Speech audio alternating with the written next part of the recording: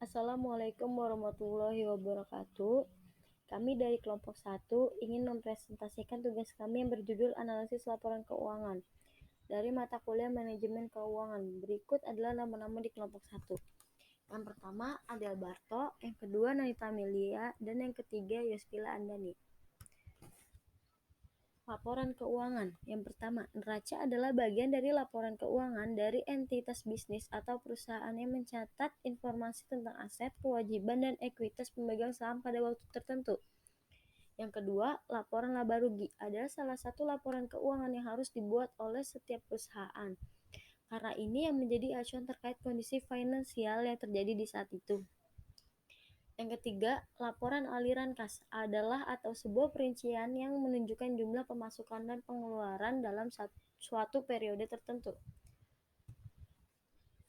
Analisis laporan keuangan merupakan proses pembedahan dan penelaahan berbagai unsur dalam suatu laporan keuangan. Dalam bahasa Inggris, analisis laporan keuangan disebut financial analysis. Ada beberapa bentuk laporan keuangan yang dijadikan bahan analis, yaitu neraca, laporan laba rugi, laporan perubahan posisi keuangan, serta berbagai jenis laporan lainnya yang berhubungan dengan laporan keuangan. Adapun tujuan analisis keuangan. Yang pertama, untuk penyaringan, yaitu screening. Analisis laporan keuangan ditunjukkan untuk membaca, memahami, serta menyaring berbagai aktivitas bisnis yang akan dilakukan di masa mendatang. Contoh aktivitasnya seperti merger, investasi, atau lainnya. Yang kedua, untuk peramalan yaitu forecasting. Analisis laporan keuangan ditunjukkan untuk memprediksi kira-kira kondisi keuangan perusahaan di masa depan akan seperti apa. Selain itu, analisis ini juga bertujuan untuk mengetahui bagaimana kondisi keuangan perusahaan di masa sekarang, apakah untung atau rugi. Yang ketiga, untuk diagnosa, yaitu diagnosis. Analisis laporan keuangan ditujukan untuk melihat kemungkinan terjadinya masalah dalam ruang lingkup bidang operasi dan keuangan, sehingga perusahaan atau pihak yang berkepentingan bisa membuat strategi untuk mencegah permasalahan itu terjadi. Yang keempat, untuk penilaian, yaitu evaluation. Analisis laporan keuangan ditujukan untuk mengetahui dan menilai prestasi manajemen keuangan, operasi, dan lainnya. Penilaian ini juga ditujukan untuk melihat kinerja karyawan dan melakukan perbaikan atas hal yang dirasa kurang. Berikut manfaat analisis keuangan. Yang pertama, dari sudut pandang investor, untuk memprediksi kondisi dan prospek perusahaan di masa depan. Yang kedua, dari sudut pandang manajemen, untuk membantu perencanaan tindakan manajerial yang akan menentukan kondisi perusahaan di masa depan. Yang ketiga, dari sudut pandang kreditur, untuk membantu menentukan kelayakan pemberian pinjaman. Ini jenis analisis laporan keuangan. Prosedur analisis dapat digunakan sebagai perbandingan antara setiap pos keuangan di laporan periode berjalan dengan periode sebelumnya. Contoh analisis keuangan sederhana bisa dilihat dalam contoh berikut.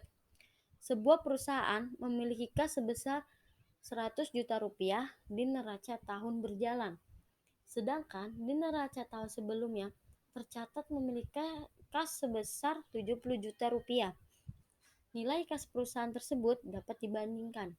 Kas periode tahun ini memiliki kenaikan sebesar 30% dari tahun sebelumnya. Prosedur analisis laporan keuangan juga bisa digunakan untuk memberikan keuangan di laporan keuangan. Misalnya di laporan keuangan tercatat kas sebesar 50 juta rupiah dan persediaan sebesar 300 juta rupiah dimasukkan dalam total aset senilai 900 juta rupiah dalam laporan posisi keuangan. Dalam bentuk relatif, jumlah saldo kas adalah 5,5% dari total aset dan jumlah persediaan sebesar 30%. Kondisi keuangan perusahaan secara umum dan tren dalam industri bisnis juga perlu menjadi pertimbangan dalam mengevaluasi data keuangan dan operasional. Ada 4 analisis laporan keuangan. Yang pertama, analisis laporan secara horizontal. Analisis cara ini dilakukan dengan melihat persentase kenaikan atau penurunan pada tiap pos di laporan keuangan dan dilakukan secara komparatif atau membandingkan. Berikut adalah contohnya. Yang pertama, tabel perbandingan aset. Dari data di atas, diketahui bahwa PT2 Indonesia pada akhir tahun 2020 memiliki total aktiva aset sebesar 2 miliar 100 juta rupiah, lebih tinggi 23% dari periode sebelumnya. Pasiva kewajiban berkurang sebesar 123 juta rupiah, 19%, dan ekuitas pemegang saham juga mengalami penurunan 9% atau sebesar 57 juta rupiah.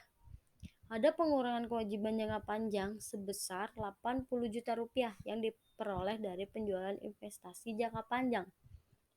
Contoh berikutnya, tabel perbandingan laba rugi. Penurunan harga pokok penjualan ini juga berdampak pada penurunan laba kotor yang diperoleh perusahaan sebagai presentasi penjualan. Laba operasi perusahaan teridentifikasi meningkat sebesar 17%. Nilai beban dan analisis serta perbandingan tambahan baru dapat dilakukan sebelum mencapai kesimpulan tentang penyebab penurunan. Contoh yang kedua, analisis laporan keuangan vertikal. Analisis vertikal menggunakan metode presentase untuk menunjukkan hubungan tiap komponen terhadap jumlah semua akun dalam satu laporan keuangan. Analisis ini diterapkan di akun laba dan rugi dengan mempresentasikan tajuk standar sebagai presentasi dari total aset tahunan. Walaupun analisis ini terbatas pada laporan individual, tetapi hasil signifan dari hasil tersebut bisa ditingkatkan dengan menyiapkan analisis perbandingan laporan keuangan. Ini memudahkan Anda mendapatkan informasi jika pembagian biaya, pengeluaran, dan laba berbeda nilai. Yang ketiga, analisis laporan keuangan common size. Cara ini digunakan untuk membandingkan periode berjalan dengan periode sebelumnya, antar perusahaan atau antar perusahaan dengan presentasi industri sejenis. Pada analisis ini, seluruh pos dalam laporan keuangan dinyatakan dalam persentase, bukan mata uang. Yang keempat, analisis rasio. Analisis rasio bisa digunakan untuk mengetahui hubungan antara berbagai angka pada laporan cash flow, laba rugi, laporan neraca, dan lainnya.